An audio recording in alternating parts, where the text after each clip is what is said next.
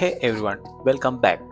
In this video, we are going to talk about some of the new JavaScript features coming with ECMAScript 2026. Now, don't worry, I'm not going to explain this in a complicated way. I will explain it like we are learning together with simple examples.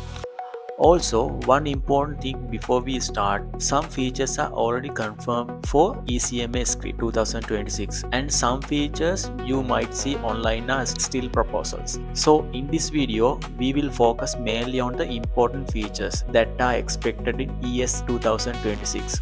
Let's start.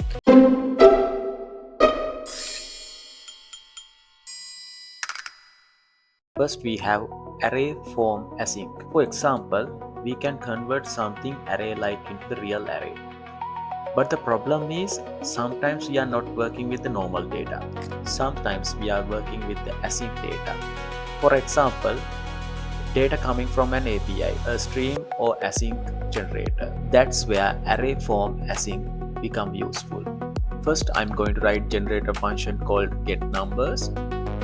Here, getNumber is an async generator. Normally getting values from async iterables can be little annoying, but with the Array.fromAsync, we can directly collect all the values into an array. Basically, Array.form is for normal data. Array.fromAsync is for async data. This is very useful when you work with APIs, streams, or async operations. So the output will be 1, 2, 3. Next, we have a very useful feature for map.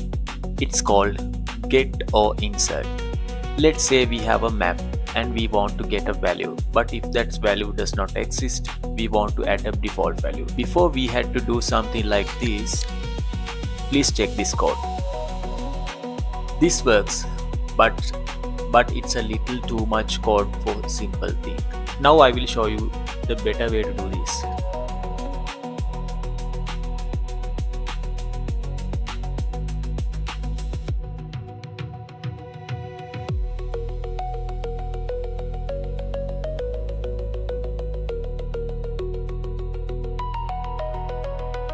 Please check this code.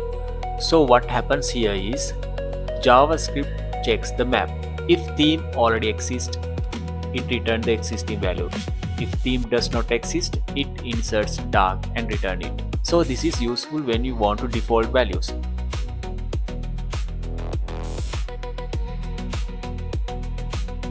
Next one is Iterator.concat. This is used to combine multiple iterators or iterable values together. For example, check this code. So when you console log results, you can see 1, 2, 3, 4, 5, 6 inside the array.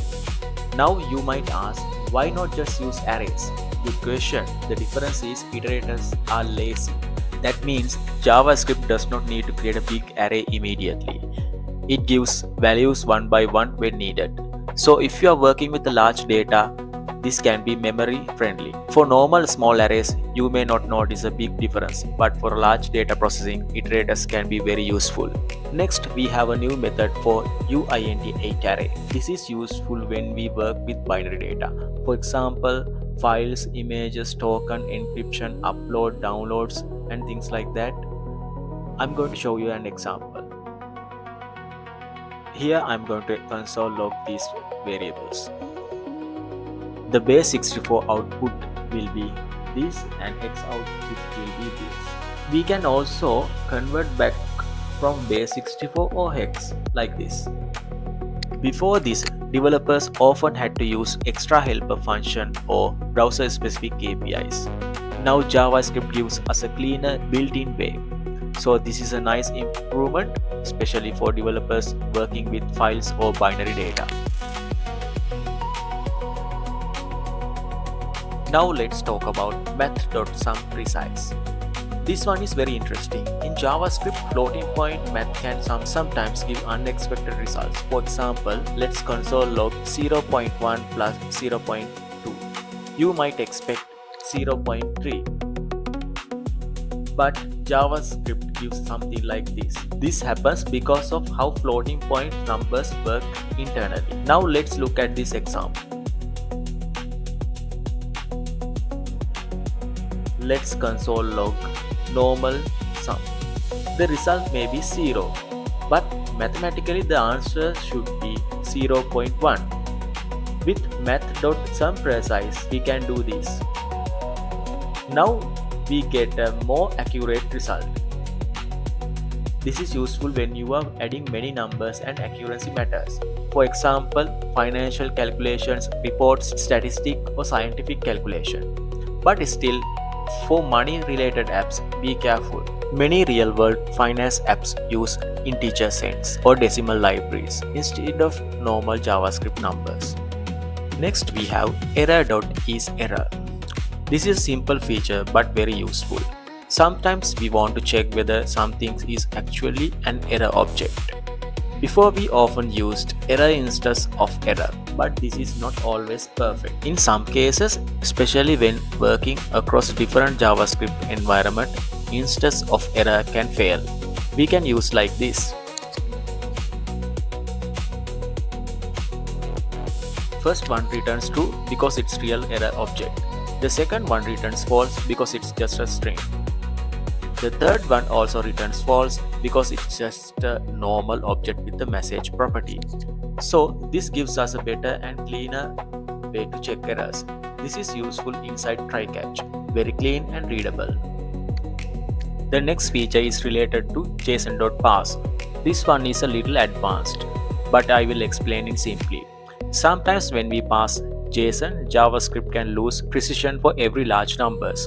For example, like this. This number is too large for JavaScript's normal number type to handle safely. So when we pass it normally, the value may not be accurate. With the new JSON parse source feature, the reviver function can access the original source text. Check this example. Here, instead of trusting the already passed number, we can use context.source. That gives us the original text from the JSON. Then we convert into big int. So this helps when working with the large IDs, big numbers, database values, or API responses when number precision is important. So that's it for this video. I hope this helped you understand the new JavaScript features in the simple way.